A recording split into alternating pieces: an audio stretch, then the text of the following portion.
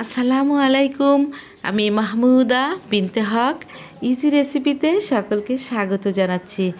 আশা করি সবাই অনেক অনেক ভালো আছেন। আজকের আপনাদের জন্য একটি জনপ্রিয় পিঠা নিয়ে হাজির হলাম, মালপোয়া পিঠা বা পুয়া পিঠা। এছাড়া বিভিন্ন এলাকায় এই পিঠাটাকে বিভিন্ন নামে ডাকে, কিন্তু আমি এই পিঠাটার নাম মালপোয়া পিঠা হিসেবেই বা পুয়া পিঠা হিসেবেই চিনি। তো আজকের আপনাদেরকে খুব কম সময়ে আর সহজভাবে একদম ফুলকো ফুলকো নরম তুলতুলে তুলার মতো পিঠাটা তৈরি করে দেখাবো অত্যন্ত কম সময়ের মধ্যে। তো চলুন কিভাবে তৈরি করছি রেসিপিটি দেখিয়ে দিচ্ছি। এখানে একটি মিক্সিং বলের ভিতরে 5 কাপ পরিমাণ শুকনো চালের গুঁড়ো নিয়ে নিয়েছি, আর নিয়ে নিচ্ছি এখানে একটি নারিকেল কোড়া। নারিকেলটা কোড়ানোটা অবশ্যই দিবেন, তাহলে পিঠাটা খেতে খুবই ভালো লাগে। সেই সাথে দিয়ে দিচ্ছি পরিমাণ মতো লবণ, আর এখন দিয়ে দিচ্ছি আটা, দিয়ে দিচ্ছি এখানে 1 কাপ পরিমাণ। তো এখন আমি খেজুরের ঝোলা গুড়টা দিয়ে দিচ্ছি। আপনারা যদি খেজুরের ঝোলা গুড়টা না থাকে, এক্ষেত্রে যদি আপনাদের কাছে খেজুরের গুড়টা না থাকে, সেক্ষেত্রে চিনিটাকে ভালো করে গলিয়ে তারপরে দিয়ে দিতে পারেন। আর আমি এখানে 1.5 কাপ পরিমাণ নর্মাল পানি দিয়ে প্রথমে ব্যাটারটাকে শক্ত করে মেখে নিব। এই তো মাখা হয়ে গিয়েছে। এখন দিয়ে দেব এখানে 1 চা চামচ পরিমাণ সাদা জিরা আর 1 চা চামচ পরিমাণ কালো জিরা।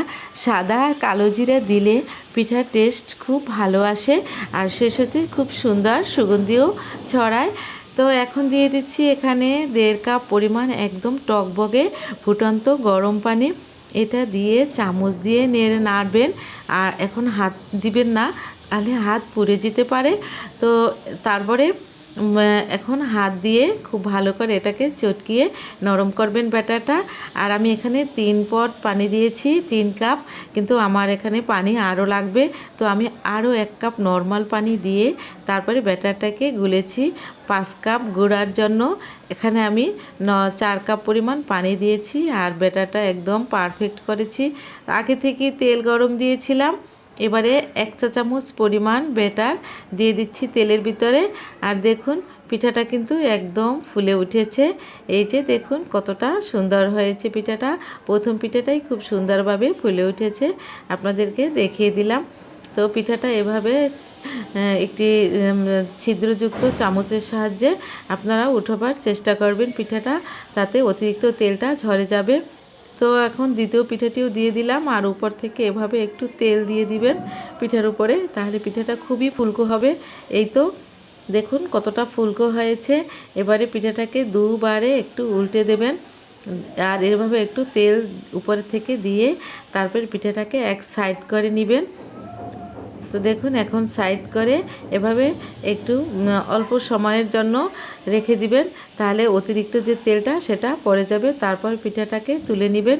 আর এই ফাঁকে আমি আরও কয়েকটি পিঠা দিয়ে দিলাম, আর সবগুলো পিঠা এখন ভেজে নিচ্ছি। প্রত্যেকটা পিঠা একদম ফুলকো হয়েছে আর সফট হয়েছে। তো পিঠার উপরে যখন ফুলে যাবে তখন চামচ দিয়ে হালকা একটু চেপে দিবেন, এতে পিঠাটা ভিতরে কোনো রকম কোনো কাঁচা থাকবে না। তো দেখুন পিঠেগুলো কতটা সুন্দর হয়েছে। আর এখানে আমি অনেকগুলো পিঠে তৈরি করেছি। পিঠেগুলো যেমনি সফট হয়েছে আর তেমনি সুস্বাদু হয়েছে। তো বাসার সবাই খুবই পছন্দ করেছে। তো এইভাবে করে আপনারা যারা কখনো মালপোয়া পিঠা তৈরি করেননি, অবশ্যই আমার রেসিপি ফলো করে একদম সহজভাবে তৈরি করবেন। 100% গ্যারান্টি, ইনশাল্লাহ আপনাদের পিঠাও আমার মতো হবে। আর এটি যে কোনো সময় আপনারা যে কোনো অনুষ্ঠানে এই পিঠাটা তৈরি করে দিতে পারেন। বিকালে চায়ের আড্ডায় এই পিঠাটা তৈরি করে দিতে পারেন। খেতে খুবই মজাদার হয়, আর বানানো একদম সহজ। মাত্র 10 মিনিটে ঝটফট তৈরি করতে পারবেন, কোনো রকম কোনো ঝামেলা ছাড়াই। তো চেষ্টা করেছি অত্যন্ত সহজভাবে এবং খুব কম সময়ে মালপোয়া পিঠা। আর দেখুন ভিতরটা কিন্তু একটুও কাঁচা নেই, আমি আপনাদেরকে ভেঙে দেখালাম। আর নরম কতটা সফট কতটা সেটাও তো আপনাদেরকে দেখিয়ে দিয়েছি। তো আমি একটু খেয়ে টেস্ট করে আপনাদেরকে বলছি কতটা সুন্দর হয়েছে। তো প্রতিদিনের মতো ছোট্ট একটি অনুরোধ করব, আমার এই ভিডিওটা যদি ভালো লেগে থাকে তাহলে প্লিজ আমার চ্যানেলটিকে সাবস্ক্রাইব করে দিবেন, পাশে থাকা বেল আইকনটি অন করে দিবেন, ফ্যামিলি এবং ফ্রেন্ডসদের সাথে বেশি বেশি শেয়ার করে দিবেন। আমি যখনই কোনো ভিডিও আপলোড করব সঙ্গে সঙ্গে সবার আগে আপনার কাছে চলে যাবে, আর আপনিও আপনার পরিবারকে দেখার সুযোগ করে দিবেন।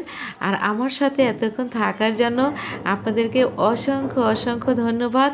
আর আমার ভিডিওটা এতক্ষণ দেখার জন্য আপনাদেরকে আবারও ধন্যবাদ জানিয়ে আজকের মতো এখানেই বিদায় নিচ্ছি। আল্লাহ হাফেজ।